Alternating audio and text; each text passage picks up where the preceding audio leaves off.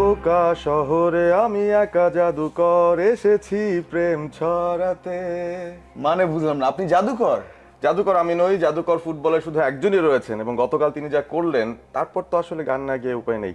Tension নিশ্চয়ই আপনার অনেক কমে গেছে, তাই আমার মনে হয় ইন্ট্রোটা আপনি দিয়ে দিতে পারেন। ইয়েস। বিশ্বমঞ্চ আরো একবার কাঁপালেন লিওনেল আন্দ্রেস মেসি।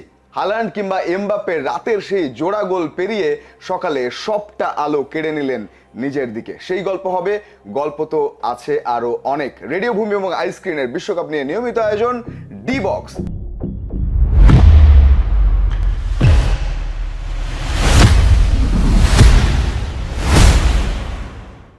সঙ্গে আছি আমি রঞ্জন শান্ত, আর আমার সঙ্গে আহমেদ বিন পারভেজ। একটা জমাট লড়াই তো হয়নি, হয়েছে একক আধিপত্য, এবং সেই আধিপত্যটা কিং লিও তিনি দেখালেন।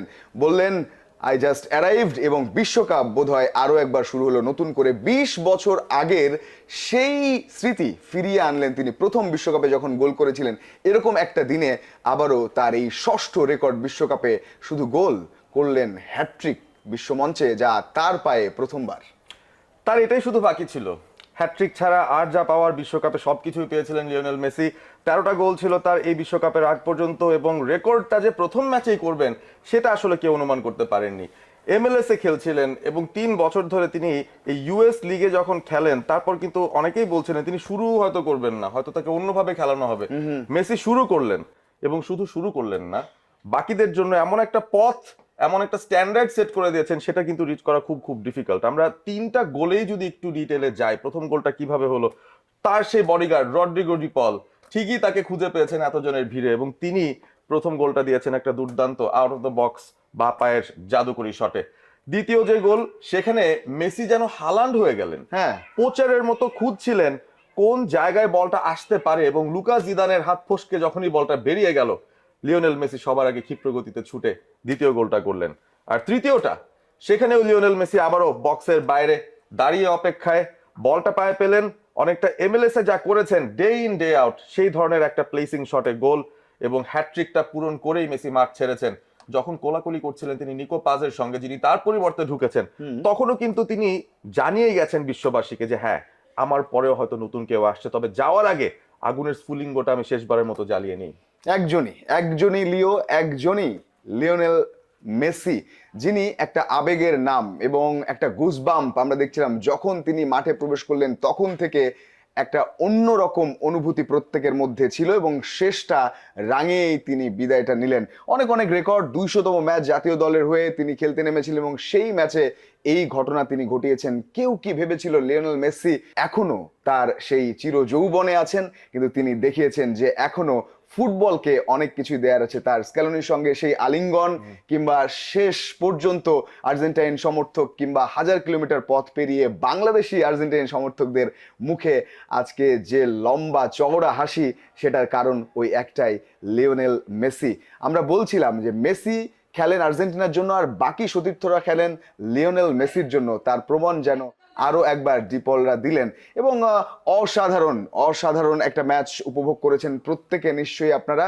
এবং ডিপলের কথা বলছিলেন, যেভাবে তিনি পাস দিয়েছিলেন, বেশ অনেকগুলো আলজেরিয়ান যারা সামনে ছিলেন ডিফেন্ডার, তাদেরকে কাটিয়ে যেভাবে কমিউনিকেশন করেছেন, এবং মেসি তার শেষ ছোঁয়াগুলো যেভাবে দিয়েছেন, গোলবারের নিচে জিদান পুত্র শুধু চেয়ে চেয়ে দেখেছেন, আর তিনিও হয়তো গোল ধরতে না পেরেও, আটকাতে না পেরেও এক প্রকার খুশি হয়েছেন যে আমি লিওনেল মেসির সঙ্গে খেললাম। হ্যাঁ, এবং আলজেরিয়ার সঙ্গে এই ম্যাচটা খুব সহজ হবে না, অনেক আগে থেকে সবাই অনুমান করছিল, তবে ডিফারেন্স মেকার ঘুরে ফিরে ওই একজনই হয়ে গেলেন। এবং আর্জেন্টিনা ওভারঅল দলটাই আসলে যেভাবে শুরু করেছে, আমরা সাধারণত কোনো টাইটেল ডিফেন্ডিং চ্যাম্পিয়নকে এভাবে কিন্তু শুরু করতে দেখি না। আমরা জার্মানির কথা বলতে পারি, 2014 চ্যাম্পিয়ন 18 সালে ফার্স্ট রাউন্ডে বাদ পড়ে গেছে। 18তে ফ্রান্স চ্যাম্পিয়ন হয়েছে, তারা ফাইনালে উঠেছিল 2022-এ, তবে তাদের সেই ধারালো শুরুটা কিন্তু তারা পায়নি। তো আর্জেন্টিনা যেমন শুরুটা করেছে, আপনি তাদেরকে আসলে 100তে 100 মার্কস দিতে পারেন এরকম একটা শুরুর জন্য। একটু কি বেশি আগে ভালো ফর্মে চলে গেছে কিনা, অনেকে কিন্তু সেটা নিয়ে এখন শঙ্কা করছেন একেবারে। এবং এটাতে খুব বেশি অতি আত্মবিশ্বাসী হওয়ার সুযোগ আছে কিনা সেটাও মুশকিল, কারণ শুরুটা অনেক ভালো হয়ে গেছিল। গত বিশ্বকাপে কিন্তু শুরুটা একেবারে খারাপ হয়েছিল, কিন্তু বিশ্বকাপ জিতেছিল আর্জেন্টিনা। এবার এত ভালো শুরুর পর এক্সপেকটেশনও স্বাভাবিকভাবে বেড়েছে, সুতরাং সেদিকে নজর রাখতে হবে। তবে এত ঘটনা ঘটেছে, একটা লাল কার্ডের প্রসঙ্গ অনেক বেশি চলছে, যে সবকিছু তো ঠিক ছিল, কিন্তু মেসি যে মারলেন, সেটা কি আসলেই লাল কার্ড দেওয়ার মতো ছিল কিনা? মোটামুটি পেছনের দিকে একজন প্লেয়ারের তিনি যেভাবে স্টার্টটা দিয়ে পাটা রেখেছিলেন, স্টিল ছবিতে দেখে অনেক ভয়ঙ্কর মনে হয়, হ্যাঁ। তবে আমার মনে হয় যে মেসি সেই জায়গায় যেহেতু রেফারির নজরে আসেনি, ভিএআর তো আছেই, ওটা অত সিরিয়াস একটা অফেন্স হিসেবে হয়তো কনসিডার করা হয়নি। তবে এই ধরনের কিছুটা ভাগ্য আসলে প্রয়োজন রয়েছে লেজেন্ডদের। আমরা চাই না যে তারা লাল কার্ড খেয়ে দুটো ম্যাচ বসে থাকুক, তার চেয়ে বরং এমন কিছু একটা ঘটুক যেন মেসিকে আমরা বারবার দেখতে পারি, এবং সেটা খোদ তার অপোজিশন ফ্যানরাও হয়তো সেটাই চাইবেন। এন্ড স্পিকিং অফ অপোজিশন, আমরা কিন্তু আরো দুটো ম্যাচ দেখেছি সেখানে মেসি, রোনালদো কিংবা নেইমার তারা হচ্ছে হয়তো বর্তমান এবং পুরনো ঘটনা, তবে বর্তমান এবং ভবিষ্যৎ যারা, সেরকম দুটো তারকা দুটো ভিন্ন ভিন্ন দলে তো খেলেছেন। কিলিয়ান এমবাপ্পে এবং দ্য বিস্ট আর্লিং হাল্যান্ডের কথা বলছেন পারভেজ। আমরা এমবাপ্পে দিয়ে যদি শুরু করি, আসলে তিনিও তো ইনসেন। যেভাবে প্রথম দিকে তিনি খেলছিলেন একেবারে ধিমে তালে, তারপরে যখন বল পেলেন গোল, আবারও গোল। একটা তো 30-35 গজ দূরত্ব থেকে ডিবক্সের বাইরে থেকে গোল করে দিলেন হঠাৎ। আরেকটা আমরা যদি বলি যে মাইকেল ওলিসে যেভাবে পাস দিলেন এবং তাদের যে কমিউনিকেশন, তারপর যেভাবে গোল করলেন, এবারও একটা লম্বা রেসের ঘোড়া হয়েই যে এসেছেন এমবাপ্পে, সেটা পরিষ্কার। অবশ্যই, এবং সেনেগালের সঙ্গে প্রথম 60 মিনিট ধরেই কিন্তু ধুঁকছিল ফ্রান্স দলটা, এবং সেনেগালও যখন একটা গোল দিয়ে ফেলে তখন কিন্তু অনেকটা টেনশনে পড়ে গেছিলেন ফ্রেঞ্চ সমর্থকরা। খেলার ছন্দটা সামহাও খুঁজে পাচ্ছিলেন না, এত এত superstar Dembele, Olise, Desire Doue, Lionel, in fact Lionel কথা বলছি না, এমবাপে, এখন সবকিছুতে তো লিওনেল বলবেন আপনি। এমবাপে, তারা কেউ তাদের ছন্দ পাচ্ছিলেন না। হঠাৎ করেই মিকেল ওলিসে তিনি একটা থ্রু বল দিলেন, ফার্স্ট টাইম শটে এমবাপের গোল। সেখান থেকে পুরো ব্যাপারটাই কিন্তু উল্টে গেছে। সেনেগাল গোলের খোঁজে অ্যাটাক করে, জায়গা ফাঁকা হয়ে যায় এবং আবারও ছুটে যান সেই গতিময় এমবাপে এবং ডেজিরে ডুয়ে এবং সেই সাথে ডেমবেলে বা ওলিসেরা। তো সেভাবে করেই আসলে দিন শেষে ফ্রান্সের 3-1 গোলের জয় তাদের জন্য খানিকটা স্বস্তি, এবং সেকেন্ড হাফ মাস্টার ক্লাস আমরা আসলে সেটাকে বলতে পারি, যেটার নেতৃত্বে ছিলেন কিলিয়ান এমবাপে, যিনি আবার 14টা গোল দিয়ে এখন কিন্তু যে সেরাদের সেরা হওয়ার বা সর্বোচ্চ গোল সংগ্রহকের জায়গাটায় উপরের দিকে চলেই আসছেন। আর নরওয়ের কথা আর কি বলবো। না, আর্লিং হাল্যান্ড আসলে তার যে ক্ষিপ্রতা, তিনিও দুটো গোল পেয়েছেন এবং তাদের ম্যাচটা ছিল ইরাকের সঙ্গে, সেই ম্যাচটাও তারা জিতেছে বড় ব্যবধানে। সুতরাং হাল্যান্ড, এমবাপ্পে প্রত্যেকেই বার্তা দিয়েছে তারা লম্বা সময় ধরে ডমিনেট করতে চায় ফুটবল বিশ্বকে। এবারের বিশ্বকাপ কে কোথায় শেষ করবে সেটা পরের ব্যাপার, তবে হয়তো তারা এতটাও ভাবেনি যে রাতে এত ভালো করছি, যেটা বাংলাদেশ সময় রাত, সকালে গুরু এসে সব আলো নিজের দিকে নিয়ে যাবেন, তবে সেটা মেসি করেছেন। আজকেও তো একটা ম্যাচ আছে এবং সেই ম্যাচটায় প্রথমবারের মতো এল গ্রুপের থেকে খেলতে নামছে ইংল্যান্ড, 1966 একবারের বিশ্ব চ্যাম্পিয়ন, তারা খেলবে এবং তাদের বিপরীতে ক্রোয়াটরা অর্থাৎ ক্রোয়েশিয়া, তারাও কিন্তু শক্তপোক্ত দল। সুতরাং আরো একটা দুর্দান্ত ম্যাচ হতে যাচ্ছে এটা।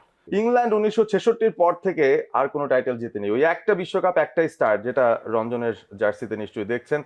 অনেক বছর এর অপেক্ষা, এবং আবারও ইংল্যান্ড এসেছে ফেভারিটের তকমা নিয়ে। প্রথমবারের মতো তারা মাঠে নামবে এবং প্রথম ম্যাচটাই তাদের জন্য সবচেয়ে কঠিন ম্যাচ, কারণ ক্রোয়েশিয়া ইংল্যান্ডের চেয়েও ভালো পারফর্ম করেছে বিগত দুটো বিশ্বকাপ যদি আমরা মিলাই। 2018-তে ফাইনালে গিয়েছিল লুকা মডরিচের ক্রোয়েশিয়া, 2022-এর থার্ড হয়েছিল, অর্থাৎ সেমিফাইনালে গিয়ে তারা হেরে যায়, তবে মরক্কোকে হারিয়ে তারা তৃতীয় স্থান অর্জন করেছে। এই যে ক্রোয়েশিয়ার দলটা 2022-এর, সেইখানের যে 26 সদস্য, তার মধ্যে 15 জনকে আবারও ফ্লাইটে করে নিয়ে আসা হয়েছে ইউএসএ তে। সুতরাং তারা ওই একই ট্রাইডেন্ট টেস্টেড ওই যে বুড়ো হারের ভেলকি, সেটা হয়তো এবারও দেখানোর চেষ্টা করবেন।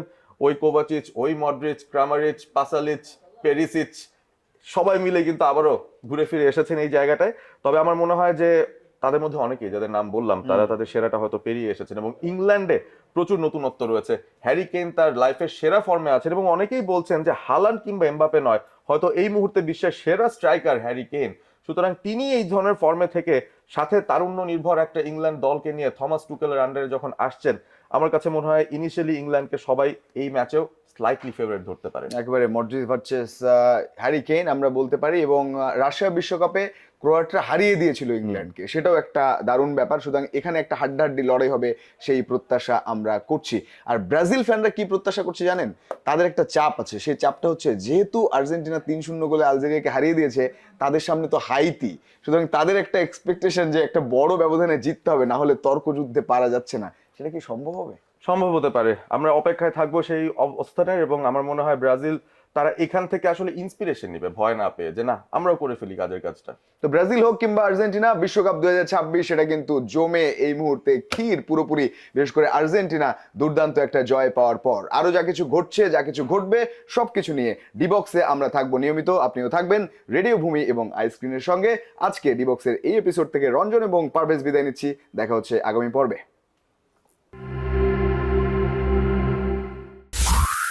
রেডিও ভূমি 92.8 FM।